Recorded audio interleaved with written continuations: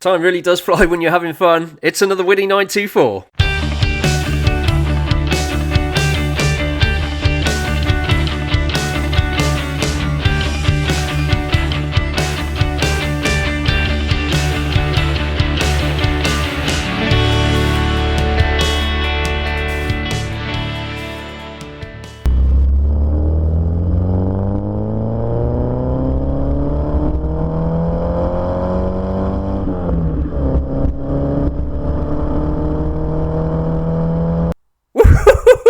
And there it is, the sounds of the 80s.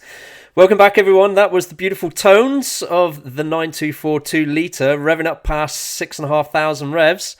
And that is my own 924 that is back on the road and having a ball out there after flying through its MOT this year. So very excited about that car being back on the road.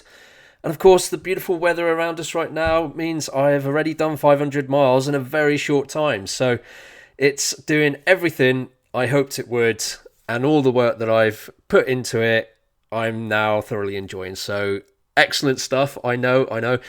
So everyone, thank you once again for joining Witty 924 back in the podcast studio. And yeah, we've got quite a few things to get going with. We've got also quite an interesting lineup this year where I am going to put a bit more effort into trying to get these series certainly becoming more regular, and also getting a few more people into the show, really to talk about everything cars. I guess their sort of experiences also with Porsche, which seems to be sort of the flavour of this. Also a lot of cool sports cars out there that we've all potentially owned or dabbled with or played around with in our years. So that's some of the stuff that I want to cover really in the coming weeks and months ahead. Okay, so I left you knowing that the 924 has flown through its MOT. We got all the bits done that needed to be done. I think I covered this previously in some of the podcasts that I had been talking through, but just sort of a quick recap. Wheel bearings, brakes, all aligned, done, dusted, tightened. Nothing is out of place there, so that was good. The car was fully serviced, so there was no issues with emissions or anything like that. So everything, as I said, went swimmingly well. I think the only hiccup was the window washers, where on the stalk with mine, you have to, I think, push it up to either the full speed to get any of the washer fluid out, which I think is probably an issue with the stalk and the connector inside. So it's something I'm going to have to look at in the future.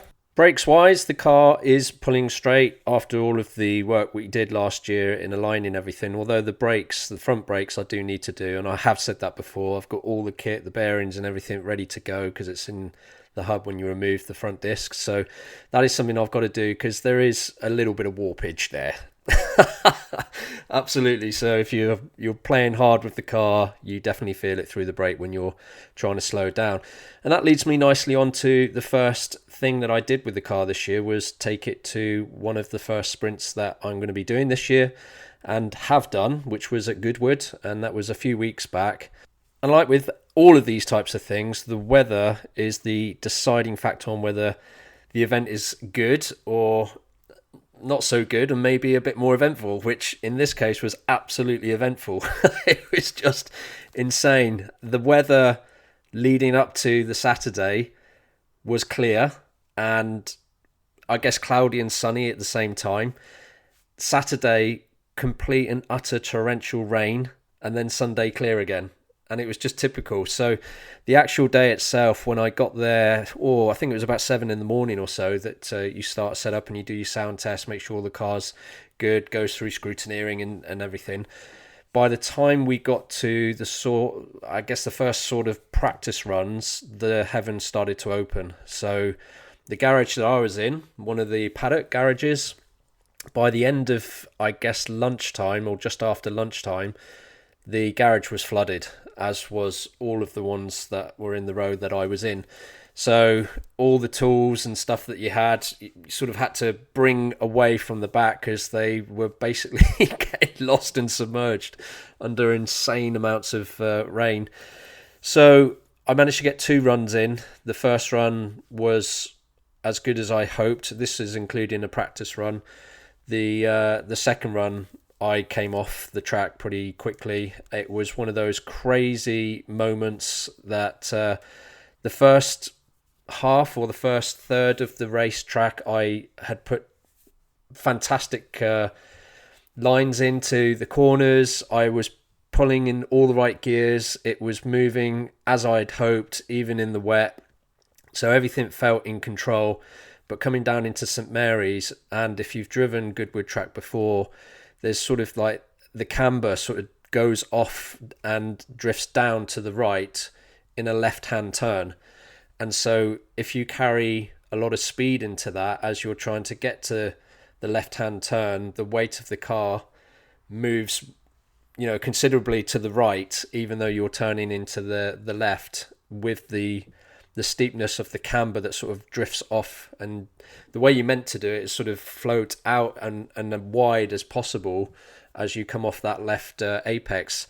Now, that's all good and well in the dry, and you can sort of feel it, but my tyres, they're not what I would call top-notch tyres. They're Continentals.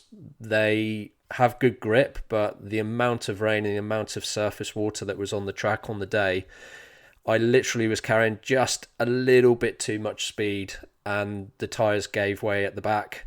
And then I 360'd, I think about 2 times onto the grass. Thankfully, it didn't hit anything, but was able to get back onto the track and then finish off the lap, which I lost about 25 seconds, I think, overall, with the merry-go-round of spinning that I did at Goodwood, which was, quite exciting. I need to put a quick video short up on that, actually, because there was no screaming. There was nothing like that. Engine kept running, so it was all good fun. And there were some pretty big offs, actually, to be fair. And by, I think, 1:30, the organisers had called the sprint race off because there was too much surface water. There was too many people spinning off in all sorts of cars that had far better grip. And unfortunately, there was a Lotus Esprit that was, I think, one of the top classes. It was full race spec, full sequential gearbox. I mean, this thing sounded epic going off the race line, but it didn't come back. And the next time we saw it was on the back of one of the recovery trucks, front end gone, back end gone. So obviously it had done a big off in a 360 manner. No one was hurt, thankfully, which was great. But overall, when conditions are like that, it's very, very hard to ensure everyone's safety because most of the cars were just spinning off the track. So a good, interesting way to start the sprint series for 2023. And for those of you who have been following me on the YouTube channel as well, you would have seen that I've added a smaller race steering wheel for this year as well. Much easier to control the car, so much easier in terms of direct input while taking those corners at speed. The traditional wheel that I had on there, which is the original one from factory, it just too oversized. Just needed something that was a bit more handy in your hands. Also, what I've done after that is fit a new gear shifter, and again, video on that one. I had quite a journey actually with the gear shifter on the 924. So originally when I bought the car, it came with a very cool but not as practical gear knob that was wood effect, so like a wood ball. And I know there's some really cool companies that do some very cool designs with that type of gear shifter at the top. So it didn't have numbers, it was just a round wood ball, finish, polished finish, very nice, I guess, to hold in your hand. But they had welded a piece of metal to the ball, which was then welded to the gear shifter in the center console. Now, that's fine. It did what it needed to do. It changed gear, which is fine. But because it's not the original shifter, there is a lot of transmission noise that's transferred to the gear shifter itself in your hand, and the noise was amplified within the cabin, so you could hear the transmission hugely. Now, I've done a lot of videos around this where you have foam on top of the torque tube, which also hopefully should reduce transmission somewhat, but it's still very present. Equally, the rod for the gear shifter runs parallel to the torque tube, so right to the back where the gearbox hangs out at the back of the boot. So of course, as things are spinning in the gearbox and along the torque tube, that noise, metal on metal, does transfer vibrations very easily. So there is a reason why the gear shifter in a 924, 944 are designed the way they are.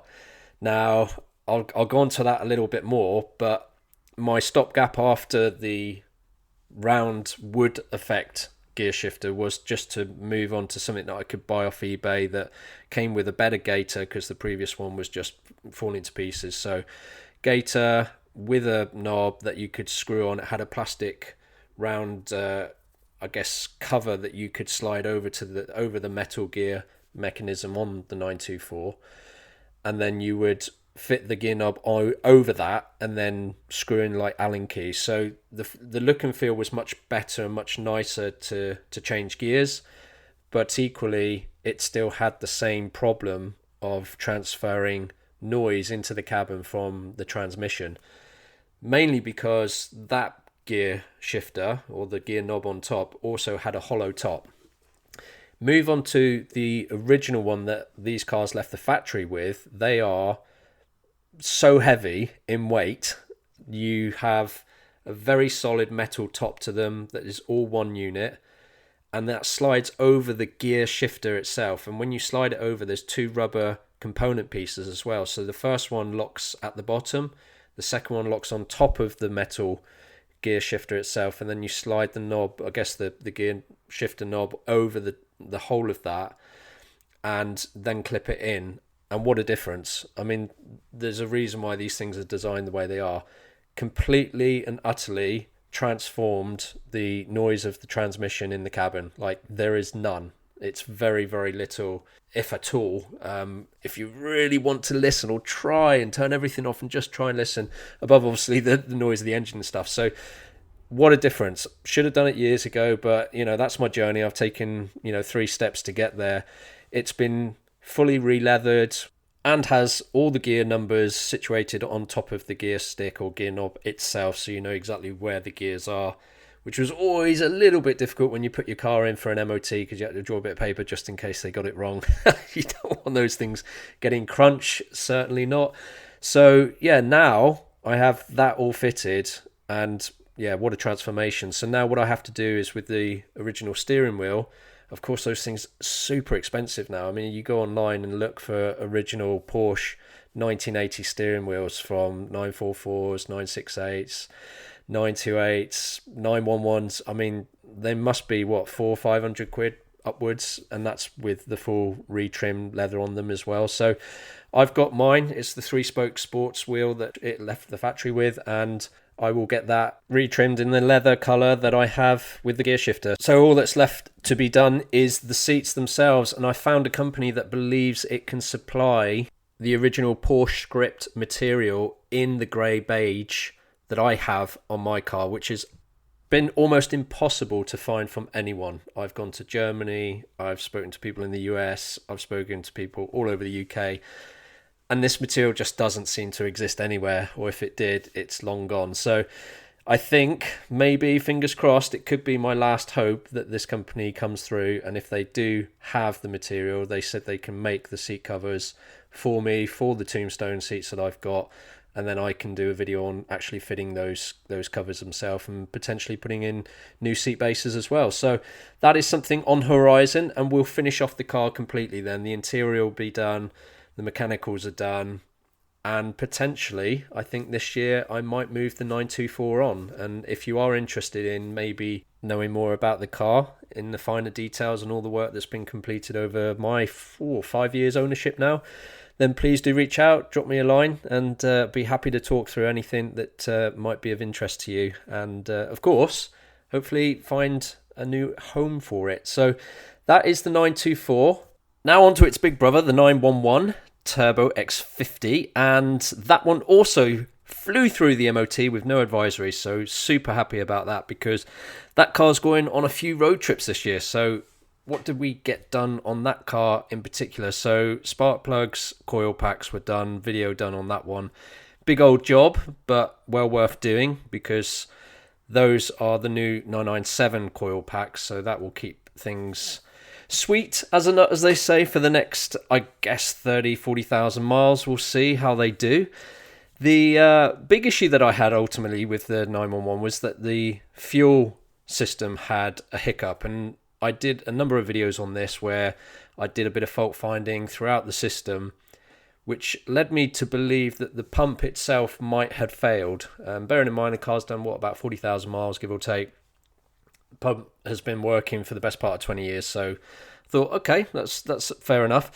On closer inspection, when I did remove the actual fuel pump swell pot, it was the dreaded failure point on the pipe work actually coming from the fuel pump, and there's two sort of rubberized black pipes which have now been changed for the later upgraded swirl pot and pump models from OEM Porsche, and they had split ultimately, so the fuel pressure dropped, so you just simply weren't getting fuel to the engine, which is why it was stuttering and then cutting out altogether as soon as you applied any throttle. So overall, that was the fault that I found the new pump upgrade, fitted all of that. Car is running fantastically well now, so really happy with that. And I've taken the car on a couple of quick, short, I guess, test runs to see how things are shaping up, just making sure everything is ready to roll for the big road trip, which actually happens next week, which is Le Mans, and a little bit more on that later in the podcast. On to now my Polo GTI Mark 6, and simply put, what a blast. Honestly, I think this was definitely the best purchase in terms of hot hatches that I could have made. I have really enjoyed the ownership on this for the last year. Can't believe it's been a year. Flew through its MOT as well. All the cars seem to have the MOT at the same time. It's just typical, isn't it? But yeah, ultimately the MOT straight through. I mean, the car's only done, I think it was 14,000 miles. So there was nothing at all that came up or was a concern, which is great. So I've now been thinking about some maybe tasteful upgrades to the car. Not necessarily the styling, although I think here's an issue that actually maybe some of you can relate to out there, that I find a lot of new cars now have this issue, certainly with alloy wheels in particular. They seem to have a lacquer that is used that doesn't really last the test of time. It seems that all alloy wheels that come with this sort of diamond cut finish that is lacquered, and on the GTIs in particular, they have a silver and black sort of finish to them, so it gives them quite a cool look, especially when they're moving. But the silver piece of the alloy that looks to be diamond cut in some respect has this lacquer that after a few years it just seems to peel, and I see this on a lot of newer cars. I don't know if it's a type of lacquer they use. I can imagine that some of the wheel cleaning stuff out there, if it's got acid, then that can also have an effect on lacquer. But I use no acid on my wheel cleaning products or within them, so I know it's not from that. I know there's a lot of salt that gets put on the road. Maybe there's a reaction there that happens. But yeah, you just get this like flaky, it's almost like plastic in many respects, the way it flakes off. But then once that has gone, the silver starts to get that, it's almost white oxidization type sort of powder that occurs on the surface. So it's almost like they're then prone to the elements, and they just start to lose their sort of nice look. So that's something I need to get sorted. And actually, when I think about the bus that we have as well, the LR4, some of the paint lacquer is also peeling off those wheels. So I do need to get both of these sets of wheels sorted. I actually did think about maybe painting the whole wheel black, both on the LR4 and my GTI. They just seem to be much easier to look after. Of course, they don't show the dirt as much as well. And equally, you can really get a high gloss finish if that's the look you want rather than the matte. So if you go high gloss, you could potentially put on a lot more layers of lacquer and protect the wheels even more so. So I've got to get down and check out a wheel specialist and just go and get that done. I actually, on my previous TT, I did a wheel refurb at home on all four of those. And of course, the older type of wheel is quite easy to work on, and usually you can get away with just sort of a spray can paint which is in a decent silver, and then a good set of lacquers on top to make them pop, I guess. From that perspective, yeah, pretty easy at home. Takes a lot of time though. It's time intensive. You know, you're spending probably a day or so on a wheel. Maybe you could get away with 2 wheels in a day if you really hammer through it. With the cars now, I would like to get them done really by a professional and have them looking the best they can. So I will do an update on that in a little while just to see how I end up in terms of the wheels, the colours, and where I find sort of a professional to take those on. And overall, I think with the GTI, I'd like to explore some upgrades that are not too impactful in terms of the looks of the car, because I think overall, as I said earlier, the car looks great. It doesn't need any sort of big wings and things from that perspective, but I do think the engine could have a little bit more oomph in it. So the car roughly is just shy of 200 brake horsepower, so from that perspective you can easily spin the wheels in first and second. There's no doubt about that, but I think once you get past the revs and the particular area in which they would, you know, the torque would spin the wheels, it's that gradual sort of increase that you want, the continued pull. And I feel as it gets to the very top end, it just starts to tailor off a little bit. So I think maybe allowing the engine to breathe a little better, so an upgrade on the air intake of some sort looks to be an easy option for me there. Potentially, maybe looking at around the actual turbo system and vacuum system as well, because there are some neat little things there that you can potentially do just to get a little bit more boost, a little bit more higher up in the rev range, or that continuation throughout the rev range. So those are a couple of things that I'll look to do potentially in the next 6 months or so, just to give the car a little bit more pokey fun. I guess finally, the other thing would be potentially another sort of upgraded exhaust system. I have that on the 911. I have an upgraded system on the 924 as well. So I have to say, the note of the GTI sounds really cool. It's got like this boo, boo, boo, boo, boo, boo. And now you're thinking that doesn't sound cool at all. But honestly, it's got this really deep but nice feel and sound to it as you go through the DSG dual clutch up and down gearbox. And from that perspective, as a passenger, it has got this nice sort of tone to it.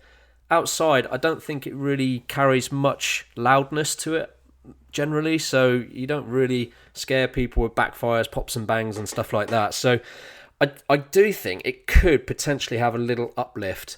However, the systems I've been looking at, sort of centre section back, I mean, pretty pricey. I think 600 to 700 quid. So overall, if we're going to do this, we're going to have to go in with quite an expensive system of some sort. The outcome, of course, could be lots of pops and bangs. So yeah, it's a bit of a trade-off. We'll see how good some of those systems are. Do a bit of research on those and just see which ones give you the best performance without it being too obnoxious in terms of the sound and literally like a gun firing off in the street and people diving for cover as you drive past. So we'll get a bit more information on that, and I'll share that in the coming podcasts. So now on to the final part of today's podcast, and that is Le Mans. And for those of you who may not follow Le Mans, this year is a really, really big year for 2 reasons. The first one, it is 100 years old. So it's a massive anniversary of this iconic race, of which so much history in terms of cars, teams, and overall results have occurred. So it's a fantastic history, and I do really recommend having a read about the 100 years and what Le Mans is all about, because it really is quite an epic 100 years that it's endured. That also coupled with the other great and fantastic bit of news is that the Hypercar series is here. This is where we've seen the reintroduction of many teams and manufacturers coming back to the World Endurance Racing Series. And really, it's been absolutely amazing this year.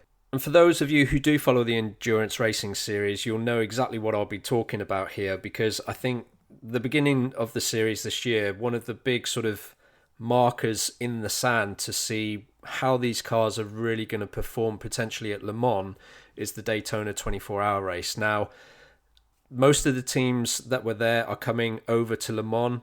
Acura, which is the Honda team, are not, which is a big shame because they have some fantastic hypercars that really do and did perform right at the top and actually took the Daytona 24-hour win. And that in itself, when you watch that race, I recommend, even if you just watch the last 5 minutes of it, the top three teams finish within 10 seconds of each other. You think about that after 24 hours of solid racing, the changes of drivers, the pits, the challenges, the potential mistakes, the wear on the car that you have to sort of adjust to and change, from disc brakes to tyres, in the pits at the fastest speed at any time over the 24 hours, and you still finish within 10 seconds of each other. It's just insane. It's amazing racing. So this is what we're going to be looking forward to this year at Le Mans. Not only the history of the 100 years, but equally the fact that these teams, the manufacturers, these cars are back, and they're back in a big way.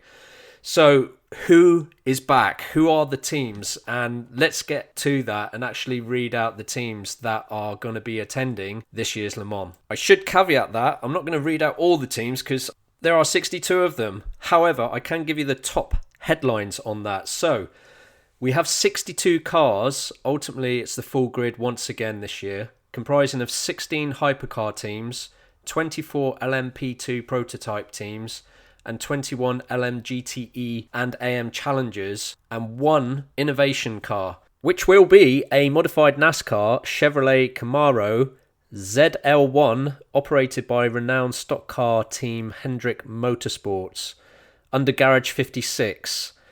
I believe the lineup for driving that particular car is none other than Jenson Button and Mike Rockenfeller and seven-time NASCAR champion Jimmy Johnson. So quite a lineup on the innovative car that will be Garage 56. So now let's take a little bit of a deeper dive into the Hypercar series and the teams that will be attending Le Mans. We have Cadillac, Van Wall, Porsche, Toyota, Ferrari, Peugeot, Glickenhaus, who are all the hypercar teams. And let's get into the finer details of what each of the cars are, starting with Cadillac. So the Cadillac is the V Series R. It's based on the chassis from Dallara. And if you're in the LMDH category, there are 4 chassis that you can pick from, that being one of them, Dallara. Powering the Cadillac is a 5.5 litre V8 producing 680 horsepower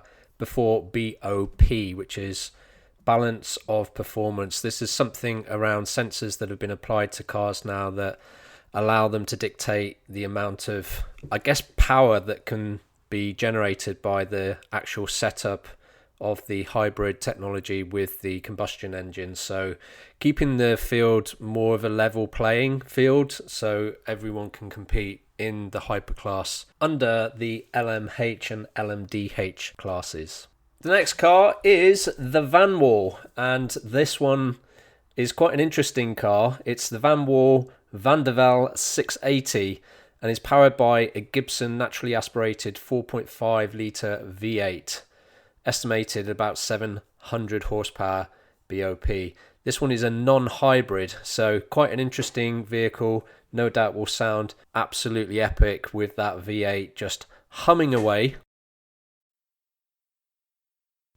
The next team is the Porsche Works team, so Porsche Penske Motorsport, and there is a privateer team, Hertz Team Jota, but again 3 Porsches that line up in the hypercar class, which is fantastic to see. They are named the Porsche 963, the chassis is Multimatic, engine is a 4.6 litre twin-turbo V8, again rated at about 680 horsepower before BOP, so with a hybrid system very similar to the Cadillac setup. Again, these things sound superb. If you've listened to them at Daytona 24, they did sound the part as well. A fun fact on the Porsches are the DNA, which goes back to the RS Spider, which the German marquee and the Penske team triumphed several times between 2005 and 2008. Its design was inspired by the 956 and 962 winners of the 1980s. A continuous rear-mounted light strip echoes the distinctive feature of the latest 992 generation 911. So when you see these going around at night, you generally can see the 911 992 generation light bar that goes right across the back of the car. So that's how you will see the Porsches out on track. Next up is a team that really does not need an introduction at Le Mans, is Toyota Gazoo Racing. And of course, these guys have been doing this for a long time. As per back in the day, the Porsche and the Audi teams, these were the three that ultimately took LMP1 to extraordinary heights back in the day. Of course, costs outweighed a lot of this, and this is why we have the new Hypercar series at much more manageable cost, but fantastic support from the manufacturers and all the cars. So Toyota themselves, they have really been leading the new series of World Endurance, and both the Toyotas have been fantastically reliable as expected. They are looking for a 6th consecutive win at 24 hours, so they really are going all out on this. The car is the GR010 hybrid. It is a chassis by Toyota. It is using a 3.5 litre twin-turbo V6, rated at 680 horsepower as well with the hybrid system. So they have the credentials, they have the details in terms of their history.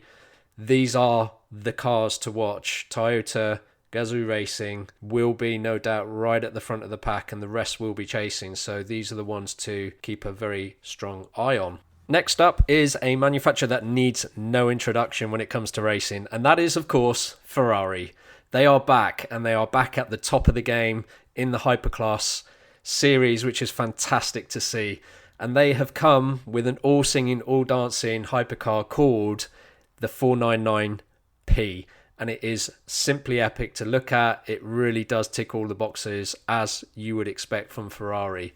It's running also a 3-litre twin-turbo V6, producing, interestingly, 707 horsepower before BOP, and with a hybrid system. So this is really going to be quite one to watch in terms of the output of this particular car, where it will feature. It gave the Toyotas a very strong run in the last couple of races.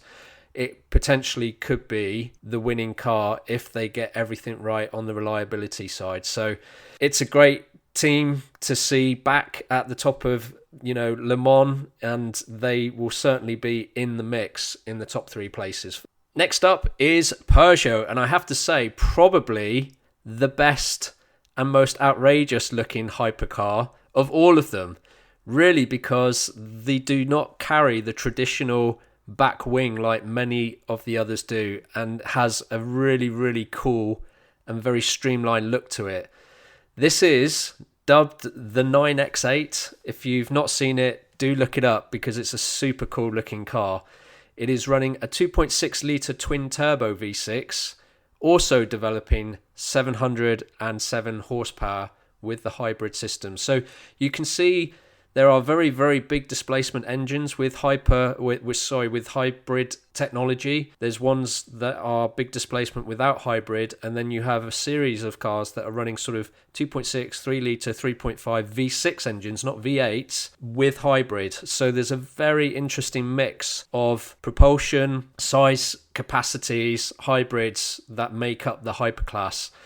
Now, it would be wrong of me to say or be dismissive of Peugeot, because they have had fantastic results also back in the day with Le Mans, so 92, 93, 2009 with the 905 and 908 respectively. So they have a good history. It's on home territory, so the teams will be looking at Peugeot really to take the game to them all, because being Le Mans, being in France, they'll definitely want to see Peugeot do something great here with this new 9X8 concept. And again, go and check it out. It looks super cool. Next up is Glickenhaus Racing, and these guys have been around in the hyperclass, or the sort of starting of the hyperclass, since 2021.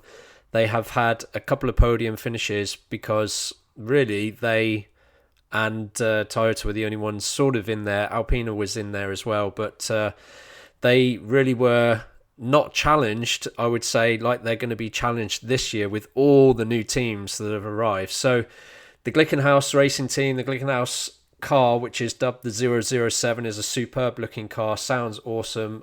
It carries the Pipo 3.5 V8 twin turbo non-hybrid. So again, this is full combustion engine type car, and it's going to be one to watch. They really do sound fantastic as they're blasting past you down the Mulsanne Straight.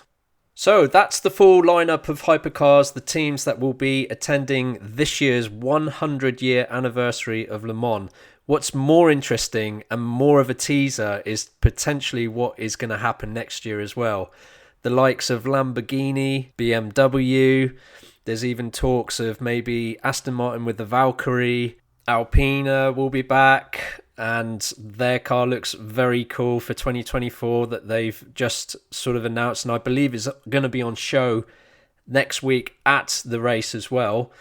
Brabham had potentially something for 2024. I heard rumours of Bentley and equally Audi. So this series really could be a reignition of the fantastic manufacturing supported high level class racing that we all loved back in the day of Le Mans and 24-hour racing. So from that perspective, I really think this year into next year, if you haven't listened or watched or seen the World Series endurance racing before, have a look. It really is shaping up to be something truly epic and truly memorable, certainly with the Hyperclass series.